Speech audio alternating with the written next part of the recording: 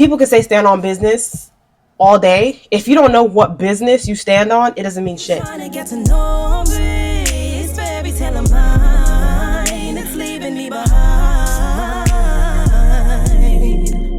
This life I live is only. Hi everyone, welcome back to my channel. My name is Haja. Welcome back. Today I'm going to be talking about how to set boundaries with family. I'm going to be doing my makeup while I do this. Today I'm using NARS and Too Faced. These are my core foundation stuff, and I'm getting ready for a brunch, so excited about that. And let's just get right into the video. So the first thing when it comes down to setting boundaries with your family, 2025, the excuse of because your family is not enough, because we're blood is not enough. Everyone deserves to have some type of expectation of how they're treated universally with everyone. It's okay to have that. You deserve that. Tell yourself you deserve to have expectations to not be treated like shit by people. And I dare to say love family, and this is not a representation of my love for my family. Love them down. It's just a matter of family, because they're around so often and you're kind of stuck with them forever. They are the people who are more likely to try you. So tip number 1, look at who's in the room.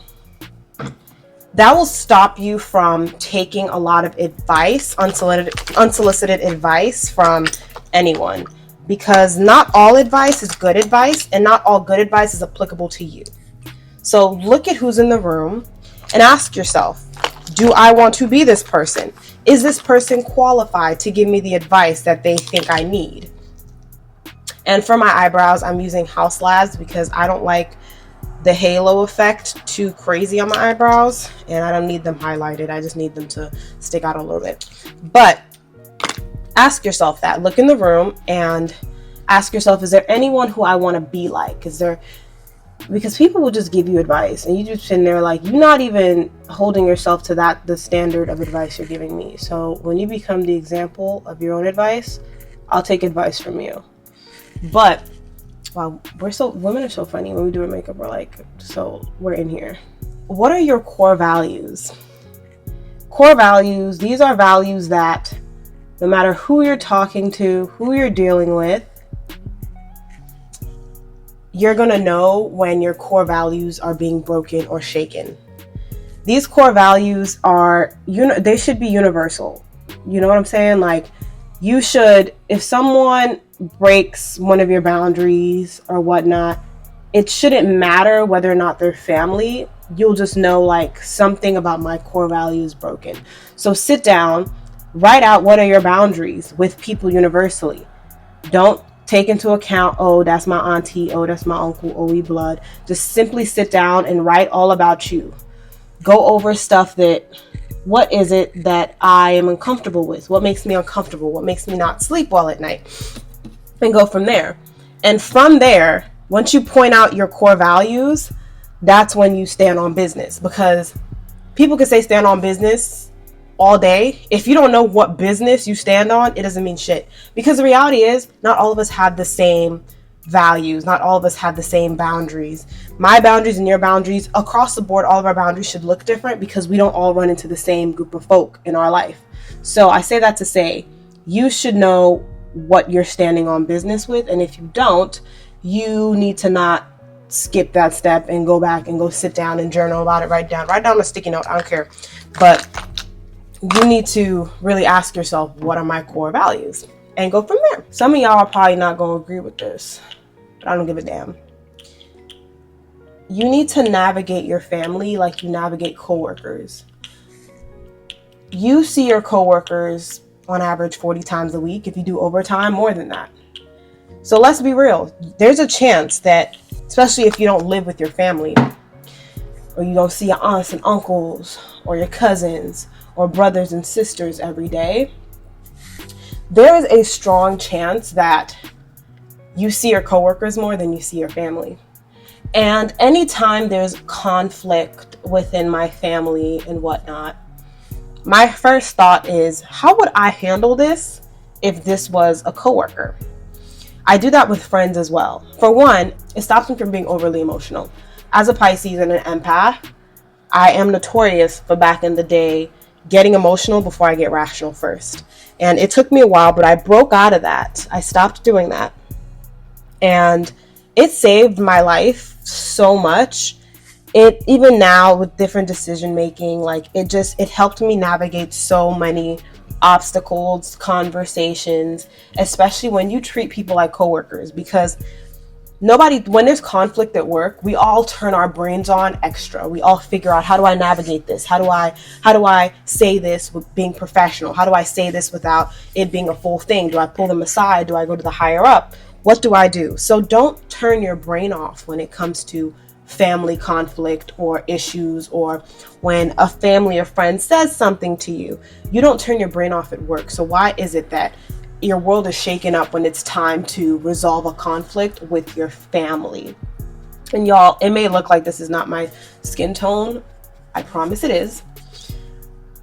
It'll all come together. It's all going to come together later. Okay. So why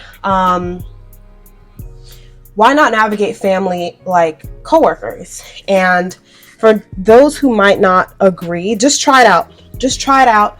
Don't just do it straight out. Just do it. Try it out for a little bit and see what happens. Because I guarantee you will be less emotional about problems. And even by saying, oh, I'm not going to say this or do this because they're family, that's still emotional. It's still involving more emotion than rationale. So just try it out. If you believe that your boundaries is just a phase, people are going to treat your boundaries like it's a phase. If you treat your boundaries as unserious as some people think the idea of boundaries and mental health is, then people can smell that from a mile away. I say that to say, if you actually are actively looking to have boundaries with family, you got to go straight to it. There's no being wishy-washy. Oh, I'm going to enforce this boundary with someone, but not the other person. Or I'll do this once in a while. Or no, you got to go all in. If you going to stand on some shit, you have to stand on it. Because once people see that you are wavering, that's an opening. That is an opening for them to play with you. And we don't want that. The idea of boundaries is people know you when you are not even in the room. People know what you tolerate and don't tolerate in the room. So, like I said, say that to say, do not treat your boundaries like a phase. People can smell that in the room. If you are not confident in what you stand on, what you're going to go for, what you're not going to go for, then people aren't going to give a damn. They're literally going to look at boundaries like a phase. And I went through that, and I went through that with my family, love my family, and till this day, they still think that boundaries is a very unserious concept.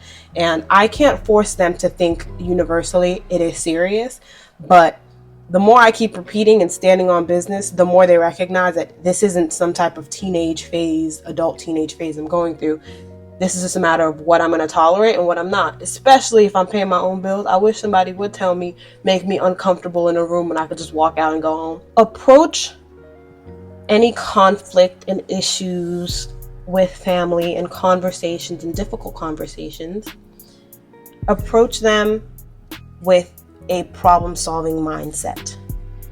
I think that, I don't know about y'all, but my family can be very overdramatic about the dumbest things, and they tend to focus on things like tone, or they'll focus on everything but the issue. When you start approaching issues, and I've had friends that did this before in the past, and I wish I learned this about myself beforehand, before I got into some of the conflicts I got into with friends. You'll save yourself a lot of time and a lot of annoyance when you approach conflict with a with a solution-oriented mindset.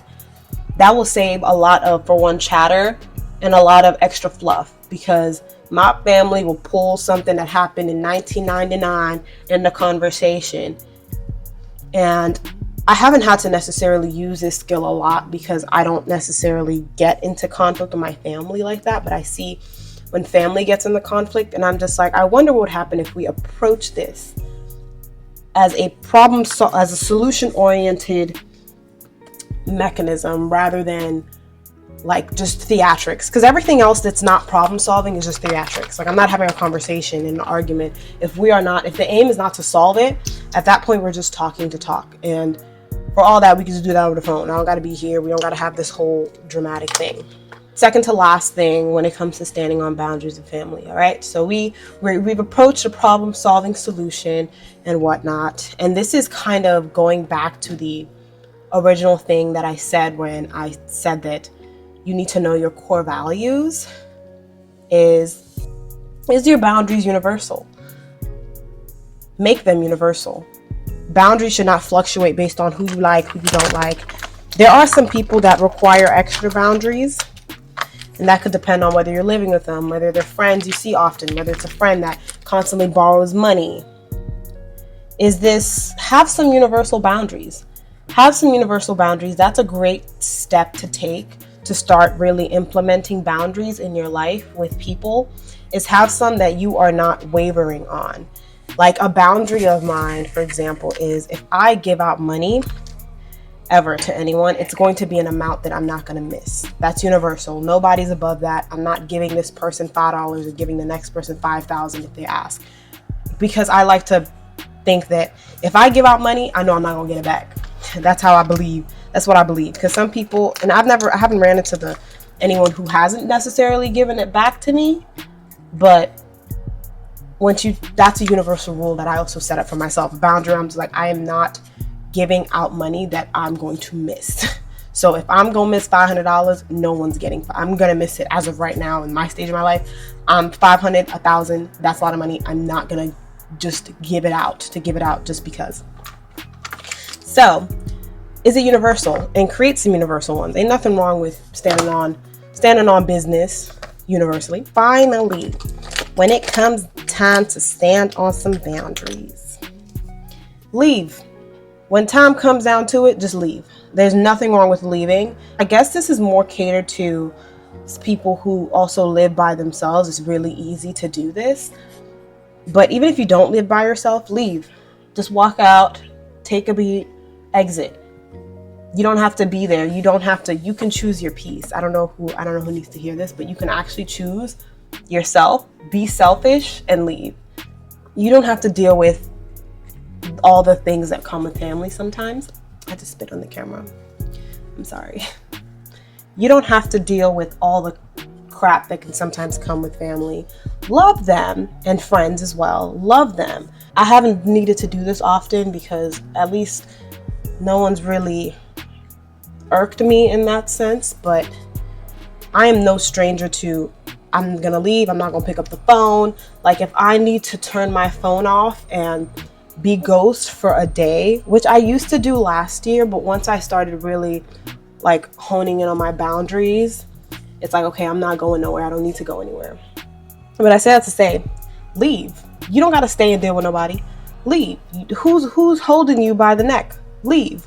And I'm not saying that you need to be disrespectful. The center of all of these steps are not to be disrespectful, but to show more respect for yourself.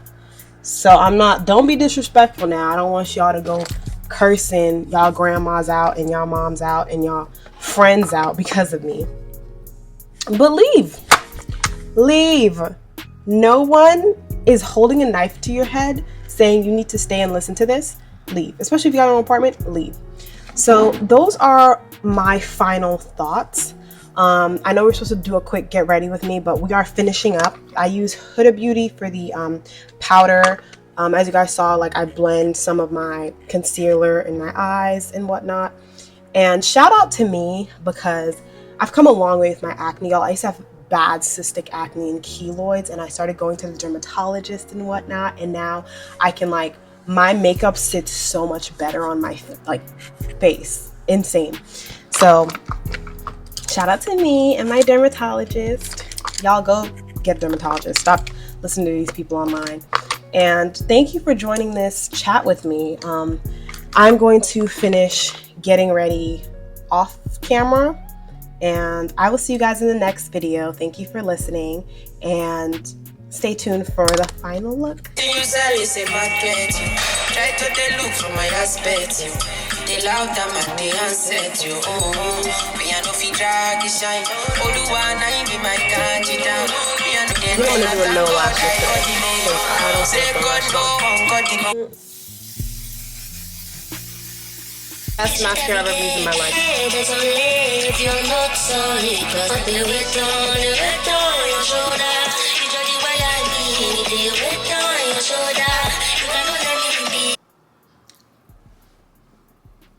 Okay, final look. Okay. You tryna get to know me, it's fairy tale of mine. It's leaving me behind.